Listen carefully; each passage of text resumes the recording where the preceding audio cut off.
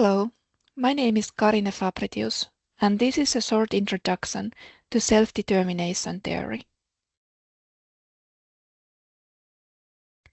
Self-determination theory is a psychological theory developed by Richard Ryan and Edward Deci. It explains what drives human motivation and well-being. The core idea is simple. All people have basic psychological needs, and when those needs are satisfied, we are more motivated, more engaged, and we learn better. This doesn't apply only to everyday life, but it can apply to games as well. The theory focuses on three basic needs: competence, relatedness, and autonomy.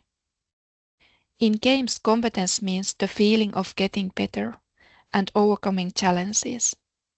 When a game helps us grow, we feel capable.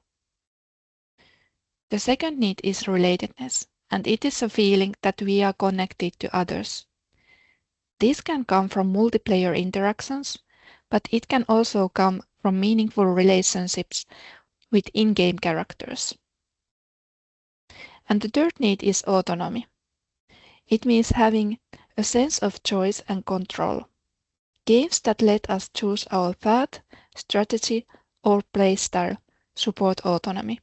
Next, let's do a small exercise. Think of your favorite games. What elements in those games made you feel competent, related, and autonomous? Pause the video and write down a couple of examples. Good. And now, think of games that felt frustrating or unsatisfying. Which elements made you feel so? Are any of those elements related to competence, relatedness, or autonomy? Again, pause the video and write down a couple of examples. Good. Self-determination theory also explains two different kinds of motivation. Autonomous motivation means that we do something because it's interesting or personally meaningful. We feel willingness, volition, and choice. This usually leads to better performance, deeper engagement, and stronger well-being.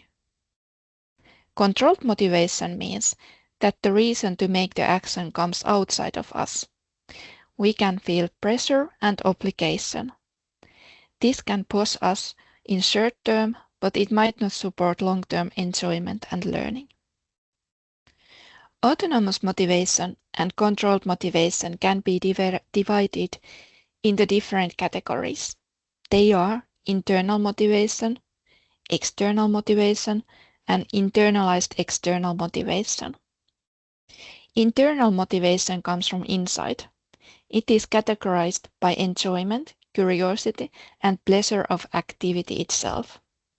Many games are in this category naturally. External motivation comes outside. In games, it can mean points, achievements, and competition. External motivation can also be internalized. This happens when the external becomes personally meaningful. For example, you might start a task for a reward, but over the time, action itself becomes valuable to you. And here we can see the spectrum. On the right side, we have internal motivation, and in the middle is external motivation. Internalized external motivation is located on the right side of the middle part. On the left side, we have a lack of motivation, which is characterized by actions driven entirely by external control.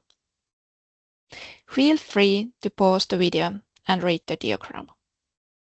Here are some insights about self-determination theory in games.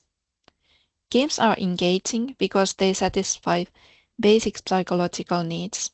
However, in educational games, it's not motivating enough for students that something is called a game, because serious games often feel more like work. For students, feedback is especially important to show how they are improving. It supports their sense of competence better than external rewards. When educational games support all three basic psychological needs, they can increase engagement and improve learning outcomes. Okay, so in conclusion, today we learned about the three basic psychological needs, which are competence, relatedness, and autonomy. We also learned what internal, external, and internalized external motivation are. And we understood how these all relate to game design. Thank you.